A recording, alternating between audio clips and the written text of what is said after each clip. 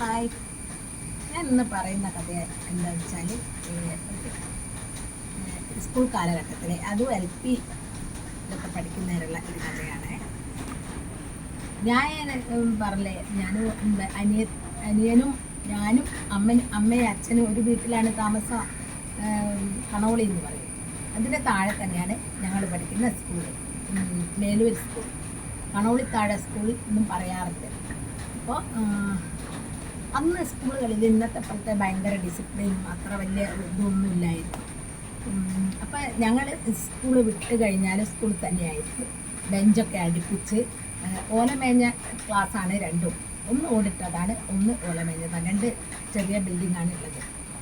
അപ്പോൾ സ്കൂൾ വിട്ട് കഴിഞ്ഞാൽ ഞങ്ങളൊരു 4 മണിക്ക് ശേഷം സ്കൂളിൽ തന്നെയായിരിക്കും ഉണ്ടാവുക. അടുത്തുള്ള എല്ലാ കുട്ടികളും വന്ന് ബെഞ്ചൊക്കെ അടുപ്പിച്ച് വെച്ച് അതിൽ കളിയാണ്.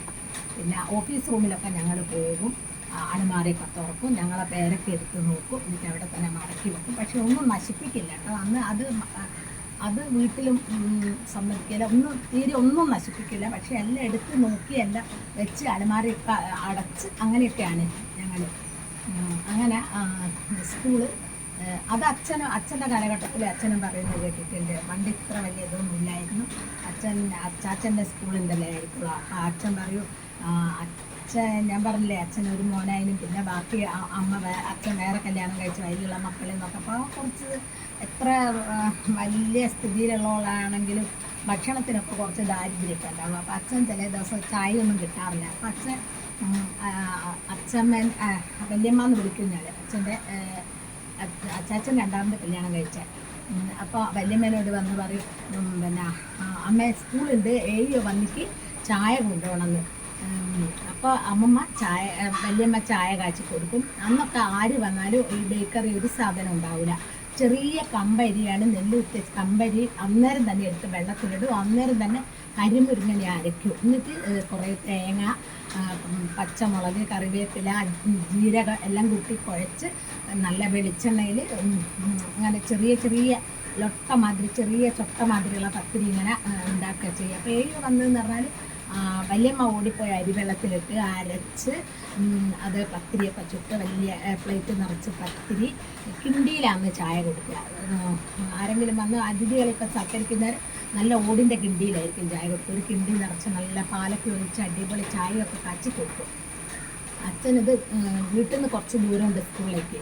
അച്ഛനിത് വഴി കൊണ്ടുപോയി കുടിച്ച് തിരിച്ച് കൊണ്ടു കൊടുക്കും. അപ്പോൾ അച്ചാച്ചൻ മാഷാണ്. അച്ചാച്ചൻ തിരിച്ച് വന്നാലാണ് വല്യമ്മ അറിയുന്നത്. അന്ന് വന്നിട്ടില്ല, ഒന്നുമില്ല. അച്ഛന് വിശന്നിട്ട് അച്ഛൻ പറഞ്ഞു ഇവിടുന്ന് വെറുതെ വാങ്ങിക്കൊണ്ടുപോയതായിരുന്നു എന്നുള്ളത്. അന്നത്തെ കാലഘട്ട സ്കൂളിൽ എന്നൊക്കെ പറഞ്ഞാൽ അങ്ങനത്തെ ഒരു അത്ര വലിയ ഇന്നത്തെ പോലത്തെ ഒരു കർശന നിയമങ്ങളൊന്നും ഇല്ലാത്ത കാലഘട്ടമായിരുന്നു. അങ്ങനെ മേലൂർ സ്കൂളിൽ ഞങ്ങളും ഇങ്ങനെ തന്നെ കളിക്കുകയൊക്കെ ചെയ്യാം. അപ്പോൾ മേലൂർ സ്കൂളുള്ളത് അപ്പുക്കുട്ട മാഷ്, രാധാമണി ടീച്ചർ, രാഘവൻ മാഷ്, പിന്നെ ഒരാളും കൂടിയുണ്ട്. 4 അധ്യാപകരാണ് ഉണ്ടാകുക. രാധാമണി ടീച്ചർ, അപ്പുക്കുട്ട മാഷ്, രാഘവൻ മാഷ്, പിന്നെ ആരോ ഒന്നുണ്ട്, ശരിക്കും ഓർമ്മ കിട്ടുന്നില്ല. 4 മാഷന്മാരാണ്. അപ്പം ഞാൻ ഒരു 2ാം ക്ലാസ്സിലൊക്കെ ആയപ്പോൾ രാധാമണി ടീച്ചറെ ക്ലാസ്സിലാണ്. രാധാമണി ടീച്ചർക്ക് എന്നെ ഭയങ്കര ഇഷ്ടമായിരുന്നു. അത് ഇഷ്ടം എന്തുകൊണ്ടാണെന്ന് വെച്ചാൽ ഞാൻ വീടിൻ്റെ അടുത്ത് തന്നെ. അപ്പോൾ അവർക്ക് അന്ന് ഒരു 10 മണിക്കൊരു ചായയൊക്കെ എൻ്റെ അമ്മയാണ് കൊടുക്കുക ടീച്ചർക്കൊക്കെ. അപ്പോൾ അതുകൊണ്ട് ടീച്ചർക്ക് എന്നാ വലിയ കാര്യമാണ്, അമ്മേനെ അറിയുന്നത് കൊണ്ടും എല്ലാം കൊണ്ടും. അപ്പോൾ ടീച്ചർ കോട്ടയത്തെങ്ങാനുള്ളതാണ്. ചെങ്ങോട്ടുകാവിൽ വാടകയ്ക്ക് ഒരു വീട്ടിൽ താമസിക്കുകയാണ്. അവിടെ നിന്നാണ് സ്കൂളിലേക്ക് വരുന്നത്. മതിലാരി എന്ന് പറയുന്ന വീട്ടിൽ താമസിക്കുകയാണ് ടീച്ചർ. അപ്പോൾ അവിടെ നിന്നാണ് ടീച്ചർ വരിക. അപ്പോൾ ഒരു ദിവസം ടീച്ചർ ചോദിച്ചു, ആർക്കാ ക്ലാസ്സിൽ ഡാൻസ് അറിയാമെന്ന്. അപ്പോൾ ഒരു 3ാം ക്ലാസ്സിലാണ് ഞാൻ. അപ്പോൾ ഞാൻ വേഗം കൈപൊക്കി. എനിക്ക് ഡാൻസൊന്നും അറിയില്ല, തീരെ അറിയില്ല. എൻ്റെ ഡാൻസിനോടുള്ള ഇഷ്ടം കൊണ്ട്. അപ്പോൾ ടീച്ചർ പറഞ്ഞാൽ അന്ന് ഇവിടെ വന്ന് കളിക്കുമെന്ന് പറഞ്ഞു. അപ്പോൾ ഞാൻ എല്ലാ ബെഞ്ചൊക്കെ ബാക്കിലേക്ക് കുട്ടികൾ പിടിച്ചിട്ട് നടുത്ത് കുറേ സ്ഥലമുള്ള, എനിക്കൊരു ടെൻഷനുമില്ല, ഒന്നും എനിക്കറിയില്ല, ഡാൻസ് എന്താണെന്ന് പോലും എനിക്കറിയില്ല. ഞാൻ ടീച്ചറെ എടുത്ത് പോയി നല്ലോണം എന്തൊക്കെയോ കാണിച്ചെടുത്ത്. അപ്പോൾ ടീച്ചർ ചോദിച്ചു, ഇതൊക്കെ ഏടുന്ന് പഠിച്ചു എന്ന് ചോദിച്ചു. ഞാൻ പറഞ്ഞു അതൊക്കെ അക്കരയെന്ന്. അന്ന് അരിക്കുളം എന്നുള്ളത് അക്കര എന്നാണ് പറയുക. അതെന്താ സ്ഥലം അതൊന്നും അറിയില്ല. അക്കര എന്ന് പറയൂ, അതുകൊണ്ട് അക്കരയെന്ന് അച്ഛൻ്റെ വീട്ടിൽ നിന്ന് അക്കരയെന്ന് പഠിച്ചതാണുള്ളത്. അപ്പോൾ ടീച്ചർ പറഞ്ഞാൽ നല്ലോണം നന്നായിട്ട് എല്ലാവരും കൈയടിച്ച്. അത് എൻ്റെ ഡാൻസിൻ്റെ ഇഷ്ടം കൊണ്ടാണ് അങ്ങനെ ചെയ്യുന്നത്. അല്ലാണ്ട് എനിക്ക് ഡാൻസ് ഒന്നും അറിയില്ലായിരുന്നു, ഒന്നും അറിയില്ല. അങ്ങനെ ഡാൻസ് പിന്നെ എനിക്ക് ഭയങ്കര ഇഷ്ടമാണ്. സ്കൂള് കലാലയത്തിലൊന്നും പോയി പഠിപ്പിക്കാനുള്ള അതൊന്നും അറിയില്ല. അങ്ങോട്ട് പോകാനും കഥകളി വിദ്യാലയത്തിൽ അതൊന്നും ആ വഴി അറിയില്ല, അങ്ങോട്ട് പോകാനും അറിയില്ല, ഒന്നും അറിയില്ല. പക്ഷെ മേലൂർ സ്കൂൾ ഇടയ്ക്കിടയ്ക്ക് ഒരു ടീച്ചർ വരും, ഓരോ ടീച്ചർമാർ വരും.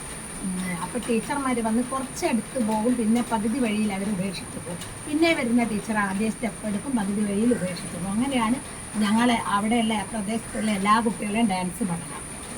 അതുകൊണ്ട് എനിക്ക് ഭയങ്കര ഇഷ്ടമായിരുന്നു ഡാൻസ്. അതുകൊണ്ട് എനിക്കൊരു മകളുണ്ടായപ്പോൾ എൻ്റെ ഏറ്റവും വലിയ ആഗ്രഹം സ്കൂളിൽ പോയില്ലെങ്കിൽ വേണ്ടില്ല, ഡാൻസ് പഠിപ്പിക്കണമെന്നായിരുന്നു.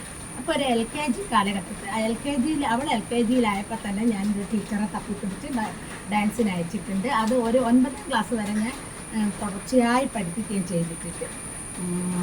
പിന്നെ ഇപ്പോഴും ഞാൻ കുറച്ചൊക്കെ ഡാൻസ് എന്ന് പറഞ്ഞാൽ എവിടെ ഡാൻസ് ഉണ്ടെങ്കിലും എൻ്റെ ഈ പ്രായം ഒന്നും ഓർക്കാണ്ട് ഞാനൊരു 10ാം ക്ലാസ്സിലൊക്കെ എത്തിയിട്ട് എനിക്ക് അത്ര തോന്നുക. അപ്പോൾ ഞാൻ തിരുവാതിര ഡാൻസ് എന്നൊക്കെ പറഞ്ഞാൽ അതിലേക്ക് ചാടി നിൽക്കും. ഇങ്ങനെയൊക്കെയാണ് എൻ്റെ LP സ്കൂൾ കാലഘട്ടത്തിൽ ഞാൻ ചെയ്ത തമാശകളൊക്കെ. അന്ന് എനിക്കറിയില്ലായിരുന്നു ഇങ്ങനെയൊന്നും ചെയ്യാൻ പറ്റൂല എന്നുള്ളത്. എന്നാൽ ശരി, നിങ്ങൾക്ക് ഇങ്ങനെയൊക്കെ ഓരോ കഥകൾ ഉണ്ടാകുമല്ലേ, അതൊക്കെ ഒന്ന് കമൻറ്റ് ചെയ്ത് അറിയിക്കണേ.